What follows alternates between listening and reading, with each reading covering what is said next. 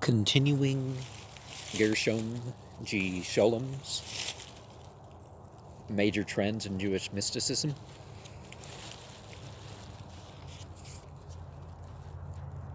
Sabbatianism and Mystical Heresy.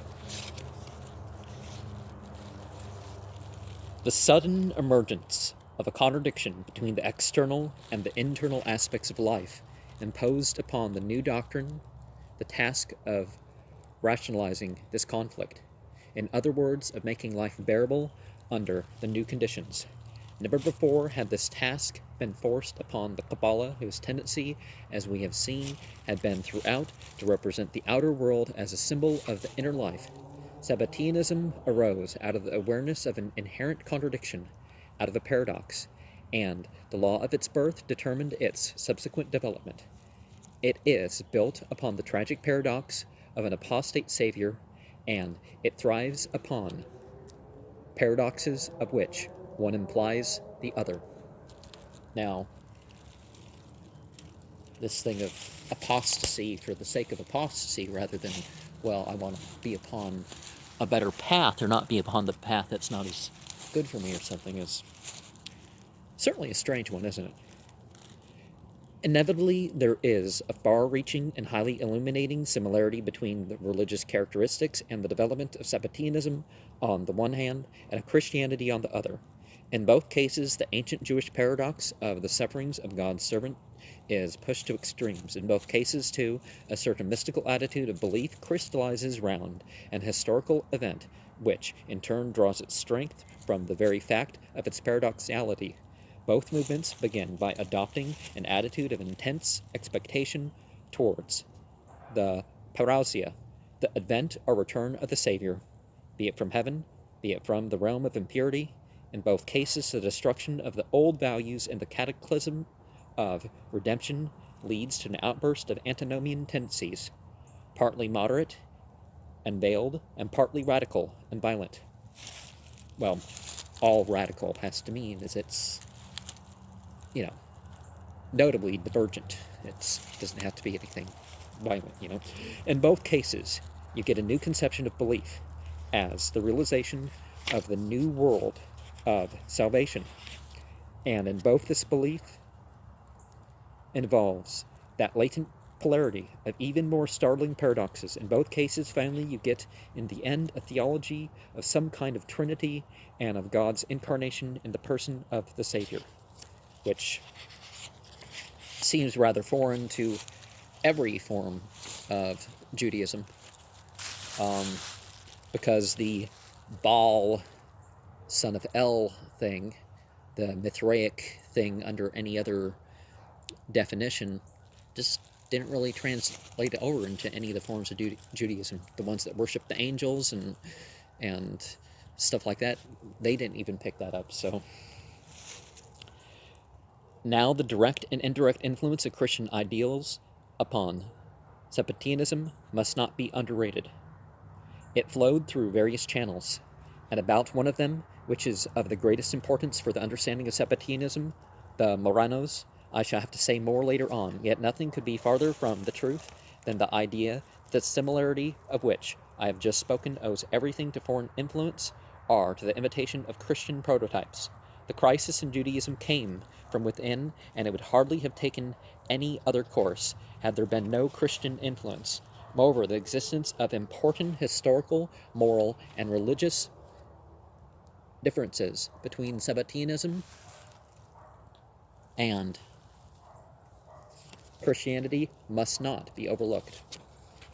In the Sabbatian movement, we have a rebellion against the ghetto, but one which never quite succeeded in freeing itself from the very thing against which it rebelled. To this must be added the weakness of Sabbatai Tzvi's personality as compared with that of Jesus. It is true that this weakness is somehow in accordance with a certain tendency in later Jewish messianism. The Jewish conception of the personality of the Messiah is surprisingly colorless. One might also say anonymous, particularly when it is compared with the powerful impact which the personality of Jesus, or, at least the four people that went into the egregor Jesu, made upon the Christian mind. The picture of the Messiah presented by the two great codifiers of rabbinical messianism, Isaac Abarbanel among the Sephardim, and Yehuda Loewe ben Bezalel of Prague, the so-called exalted Rabbi Loewe, is distinctly impersonal. Of classical Arianism, it can be said that it has no interest at all in the person of the Messiah. It is therefore not at all surprising that when a Messiah appeared who succeeded in winning general recognition, his comparative lack of personal magnetism, was to say nothing of his mental peculiarities, was not regarded as a defect, as I have previously mentioned. There are no unforgivable works of the Master, no logia by Sabbatianism, and nobody seems to have expected any. Only towards the end of the Sabbatian movement do you find in Jacob Frank a strong personality whose very words exercise a considerable, though sinister, fascination. But this Messiah, who for once is a personality in every fiber of his being, is also the most hideous and uncanny figure in the whole history of Jewish messianism. Well, let's. No, he doesn't quite explain that one. To return to our comparison, the fate of the Messiahs are Mashiachim is entirely different, and so is the religious paradox. The paradox of crucifixion and that of apostasy are, after all, on two altogether different levels. The second leads straight into the bottomless pit. Its very idea makes almost anything conceivable. The shock which had to be surmounted in both cases is greater in the case of Sabbatianism. The believer is compelled to furnish even more emotional energy in order to overcome the terrible paradox of an apostate Savior. Death and apostasy cannot possibly evoke the same or similar sentiments, if only because the idea of betrayal contains even less that is positive. Unlike the death of Jesus, the decisive action, or rather passion, of Sabbatianism furnished no revolutionary code of values. His betrayal merely destroyed the old, and so it becomes understandable why the deep fascination exercised by the conception of the helpless Messiah who hands himself over to the demons, if driven to its utmost limits, led directly to nihilistic consequences. As we have seen, the starting point of Sabbatianism is the attempt to defend the mission of Sabbatianism.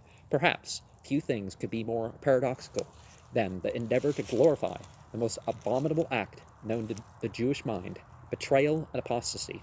By implication, this fact suggests something of the volcanic nature of the spiritual upheaval which enabled men to maintain such a position. It seems almost unbelievable that a movement based upon such foundations should have been able to influence so great a number of people. One must, however, take into account the existence of an external factor of crucial importance, and that is the part played in the movement by the Sephardic communities. For generations, the Marranos in the Iberian Peninsula, the offspring of those Jews who, in their hundreds of thousands, went over to Christianity in the persecutions between 1391 and 1498 of the Common Era, have been compelled to lead, as it were, a double life. The religion which they professed was not that in which they believed. This dualism could not but endanger, if it did not indeed destroy the unity of Jewish feeling and thinking, and even those who returned to the fold after they or their children had fled from Spain, particularly in the 17th century, retained something of this peculiar spiritual makeup. The idea of an apostate Messiah could be presented to them as the religious glorification of the very act which continued to torment their own conscience. There have been Marranos who tried to find a justification for their apostasy, and it is significant that all the arguments which they were wont to put forward in defense of their crypto-Judaism recur later on in the ideology of Sabbatianism. Above all, the frequent reference to the fate of Queen Esther, who was supposed to have led a kind of Marranic existence at King Ahasuerus' court, telling not her race nor her birth, yet still faithful to the religion of her fathers. Now, in Persia to this day, they Esther is not really the name, but in Persia to this day they celebrate surviving the murderous campaign of Queen Esther. Yeah, based on a real historical figure that, just as towards the end, had a bunch of people, Anyways, 78,000 people got killed or something, according to the pre-Book of Esther writings.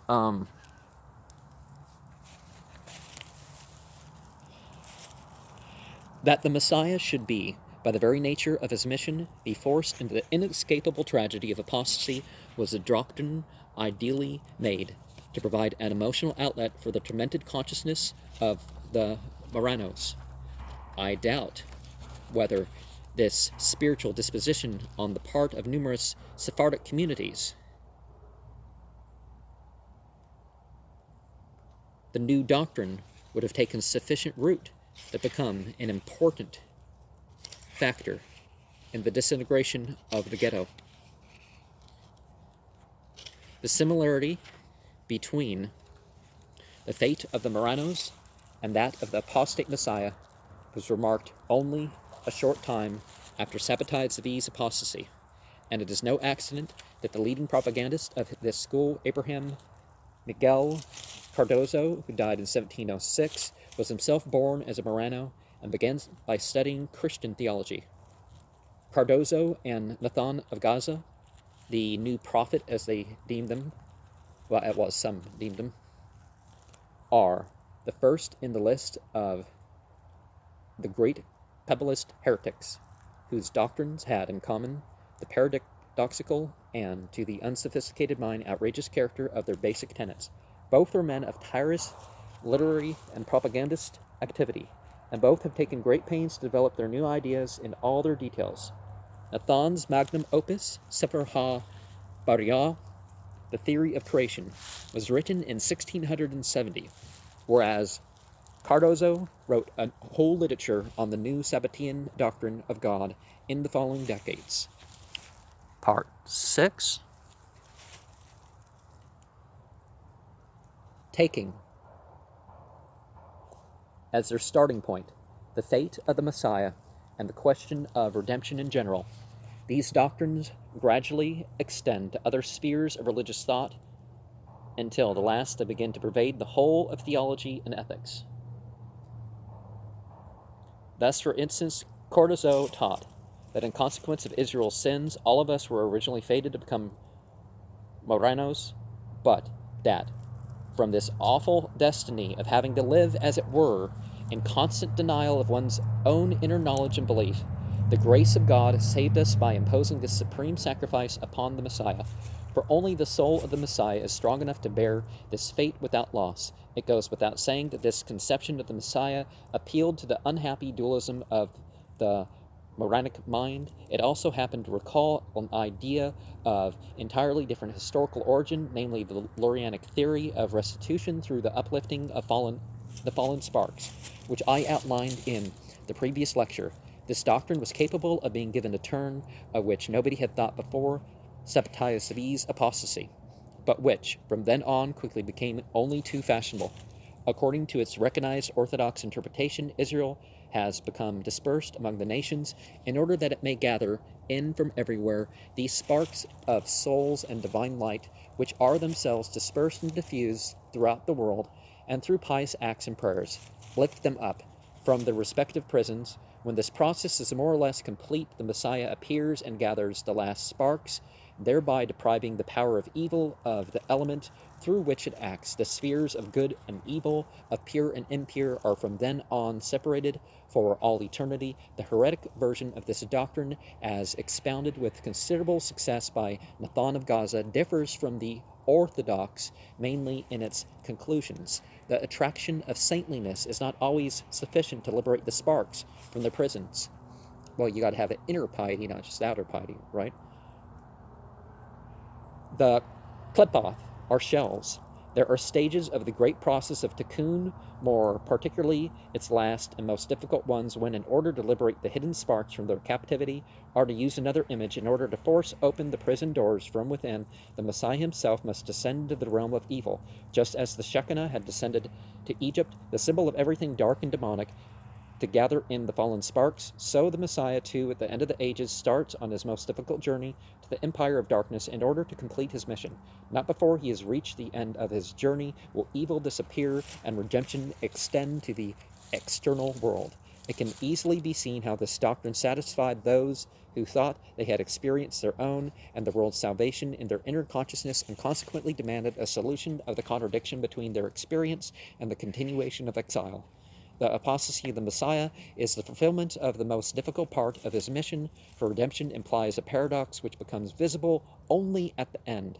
In its actual occurrence, it is not a steady and unhindered progress, as it appears in Luria's doctrine, but a tragedy which renders the supreme sacrifice of the Messiah incomprehensible to others. In order to fulfill his mission, he must condemn himself through his own acts. An immense amount of religious passion has been lavished on the task of developing this dangerous paradox and letting the believers taste its bitterness to the full. This must be added. This must have something. To this must be added something else. What the Sabbateans call the strange acts of the Messiah have not only a negative aspect from the point of view of the old order, but also a positive side insofar as the Messiah acts in accordance with the law of a new world. If the structure of the world is intrinsically changed by the completion of the process of tikkun, the Torah, the true universal law of all things, must also appear from then on under a different aspect. And so, much like the Christians don't take the plahrose, the fulfillment, the restoration, the refurbishing of the law, literally, they're like, well, we got to, you do it away with it. Sabbatianism has likewise had a doing away with the law. Not just a standard dispensationalism that you'll find in the talk about other religious revival as it being like the same religion, like certain material or psychological things may change, but the certain beliefs and the underlying system, that remains the same. But it remains the same whether the people have maintained it in full or not, right? Its new significance is one that conforms with the primordial state of the world, now happily restored, while as long as the exile lasts, the aspect it presents to the believer naturally conforms to that particular state of things, which is the galuth. The Messiah stands at the crossing of both roads. He realizes in his messianic freedom a new law, which from the point of view of the old order is purely subversive. It subverts the old order, and all actions which conform to it are, therefore, in manifest contradiction with the traditional values. In other words, redemption implies the destruction of those aspects of the Torah, which merely reflect the galuth. It's interesting that if you read Hebrew versus Aramea, the ancient language that Tanakh was written in, some of the things you're talking about, the destruction of the Torah and stuff, the destruction of the temple and some other things, are given actual opposite meanings. They didn't call it Hebrew until, Rabbinic Judaism, but anyways, later on in Rabbinic Judaism, like Talmud and post-Talmud point, you started getting it. But anyways, it reflects the galuth. The Torah itself remains one and the same. What has changed is its relation to the mind. New vistas are opened up. A new Messianic Judaism takes the place of the Judaism of the galuth. The numerous instances of radical phraseology and the hints of a state of the world to come, when there will be a new law in which particularly the Reya Mahemna in the Zohar abounds, could be used by the Sabbatians to justify their revolutionary doctrine. Here the ideas of an isolated Jewish spiritual around 1300 have at last found a home, so to speak, and begin to exercise an influence among wider circles. It is amazing how clearly these thoughts were expressed as early as 1 or 2 years after Sabbati's apostasy in a treatise written in 1668 of the Common Era. Abraham Perez, one of Nathan's pupils in Salonika, sets forth what can only be described as a theory of antinomianism. Whoever remained faithful in the New World to the oral Torah, i.e. to the rabbinical tradition, are, to put it as plainly as possible, to the real and existing Judaism of the Galuth, is to be positively regarded as a sinner. A new understanding of the essentially unchangeable Torah, that is to say, a new Judaism, was proclaimed in the place of the old. So that's different than the Karaites. I don't remember how to spell Karaite, but I know it's with a Q, right? Well, I mean, I don't know how to say it. But anyways, the author, in that case, you're just referring to Tanakh, and perhaps something historical, but the traditions of the rabbis can, take them or leave them as you will. They're not, binding on anybody. And the author shows that he is fully aware of the implications and consequences of this theory. It is true that he has taken precautions against the danger of pure antinomianism. The positive law of the New World becomes visible, according to him, only with the complete and final redemption, i.e., after the Messiah will have completed his Calvary through the world of evil and annihilated or transformed its power from within. Until that new epoch, in the early dawn of which we ourselves live, the ancient law retains its force. In this way, the facade of orthodoxy is preserved, although there can be no doubt that the emotional relation to its tenets and values has undergone a complete change. Such theories, in which the antinomian tendencies remain only latent, were put forward in various guises by the moderate schools of Sabbatianism. Not a few Sabbatians achieve the miracle of living in the continuous paradox of devout fulfillment of the law and belief in the impending approach of a new era in which such fulfillment will become meaningless. We know of such enthusiastic Sabbatians whose devout attachment to the traditional tenets of their religion within the sphere of rabbinical Judaism is reflected in documents of the most intimate kind, in which they have opened their hearts without reserve. The most astonishing and moving of these documents is the diary of the 2 Sabbatians in Modena, in northern Italy, which I have given a detailed account elsewhere. The existence of such a moderate wing of Sabbatianism, in particular, until about 1750, until about 1715 of the Common Era, is of importance for the understanding of the movement, and the fact that it was ignored has tended to obscure matters. For this reason, frequent and unsuccessful attempts have been made to dispute the fact that such men belonged to the Sabbatian movement, which was regarded as nothing but an unholy rebellion against rabbinical Judaism, with an open tendency towards transgressions and sins in theory and practice, a picture which is far from portraying the whole truth. On the other hand, it must be admitted that the mood which speaks from such ideas, as it were, advanced by Abraham Perez, had its counterpart in eruptions of real antinomianism. For the first time in the history of medieval Jewry, the rigid emotional and intellectual attitude born from the continuity of life under the undisputed dominance of the Mosaic and rabbinical law gave way to a new mood. The positive influence of this way of life over the Jewish mind had been so great that for centuries no movement, least of all an organized movement, had rebelled against the values linked up with the practical fulfillment of the law. This is all the more remarkable as Orthodox Judaism, by its very nature, offered a much greater scope to antinomian explosions than either Christianity or Islam, which had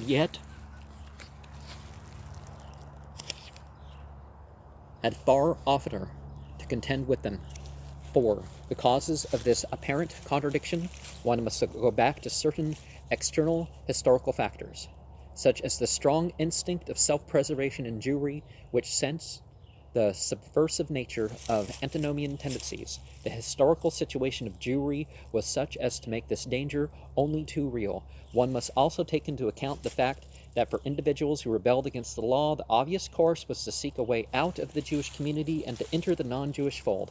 Only a mystical interpretation of the fundamental categories of the law and the redemption was capable of preparing the ground for antinomian tendencies which strove to maintain themselves within the general framework of Judaism. On the other hand, the antinomian rebellion, when it came, was all the wilder while it lasted and engulfed a large part of the Sabbatian movement, its radical wing, to use a modern term. The motives which came to the surface in the development of extreme antinomianism were of two kinds. There was on the one hand the personality of the Messiah and its paradox, and on the other the attitude and the individual experience of the believer. The point at which moderate and extreme Sabbatianism parted ways was supplied by the question whether the actions of the Messiah serve as an example to the believer or not. The moderate, though not, they held that the paradox of the new religious life is limited to the person of the Messiah.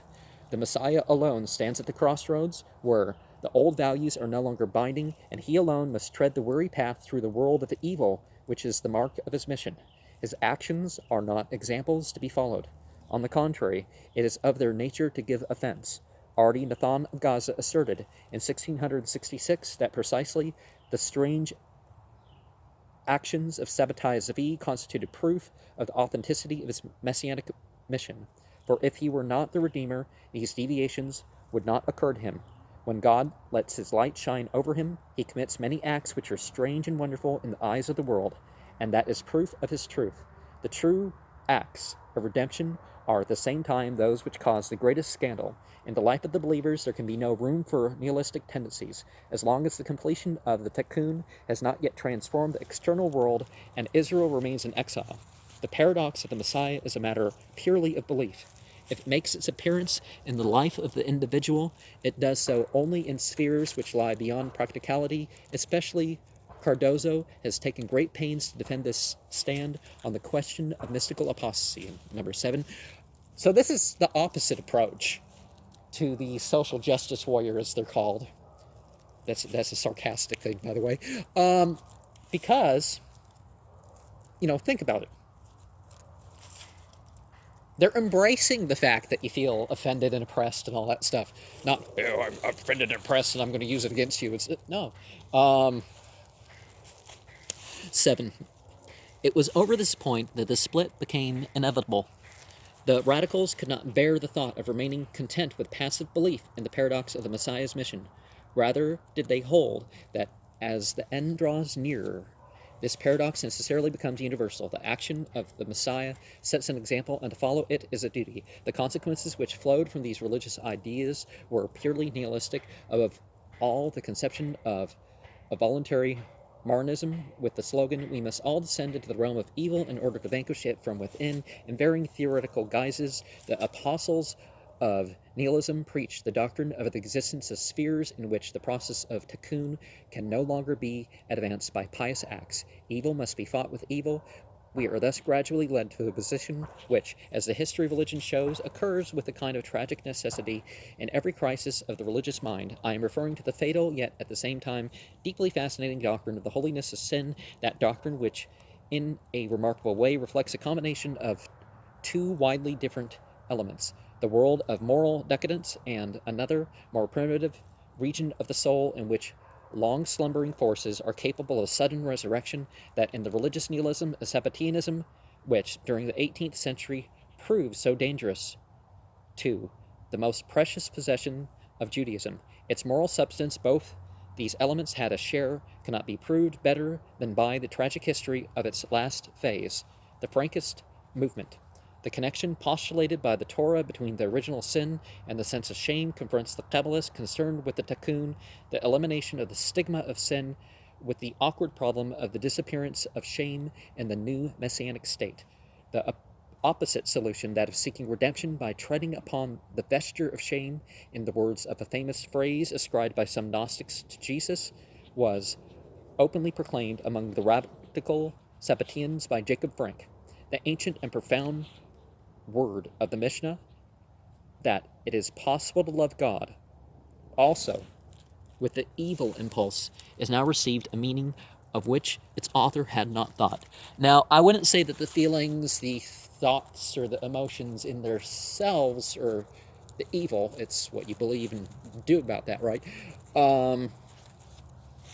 But certainly Christianity wasn't the first group that kind of wanted to put off the natural man, as it were.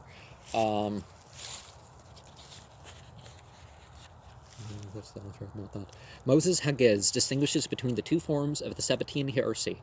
The way of the one sect is to regard every impure person who defiles himself by lighter or heavier transgressions as a saint. They say that what we see with our eyes, how they eat on the days of fast, is not a corporeal but a spiritual meal, and that when they defile themselves before the eyes of the world, that is not an impurity, but an act through which they come in contact with the spirit of holiness, and of every evil action which we see them commit, not only in thought but also in reality, they say that this is precisely how it must be, and that there is a mystery in the matter, and a tikkun, and a salvaging of holiness from he, klepoth, and thus they are agreed that whoever commits sin and does evil is good and honest in the eyes of God, but another sect among them turns the heresy to a different purpose. It is their custom to argue that with the arrival of Sabbatianism, the sin of Adam has already been corrected, and the good selected out of the evil, and the dross since that time, according to them, a new Torah has become law, under which all manner of things formerly prohibited are now permitted, not least the categories of sexual intercourse, hitherto prohibited. For since everything is pure, there is no sin or harm in these things, and if before our eyes they nevertheless adhere to the Jewish law, they do so only because it is written, do not forsake altogether the Torah of thy mother. These assertions of a heresy hunter like Hagez, which in themselves would perhaps not carry full conviction, are, however, supported by a mass of evidence on the development of Sabbatianism between 1700 and 1760. The doctrine described and condemned by Hagez in 1714 was practiced in various forms in widely scattered localities until the end of the century. In the history of Gnosticism, the Carpocratians are regarded as the outstanding representatives of this kind of libertinistic and nihilistic forms of gnosis, but nothing that is known of them touches the resolute spirit of the gospel of antinomianism preached by Jacob Frank to his disciples in more than 2,000 dogmatic sayings. The ideas he adduced in support of his preachings constitute not so much a theory as a veritable religious myth of nihilism. Generally speaking, it is in the nature of nihilistic doctrines that they are not proclaimed publicly, and even in written tracts are hardly ever preached without reserve.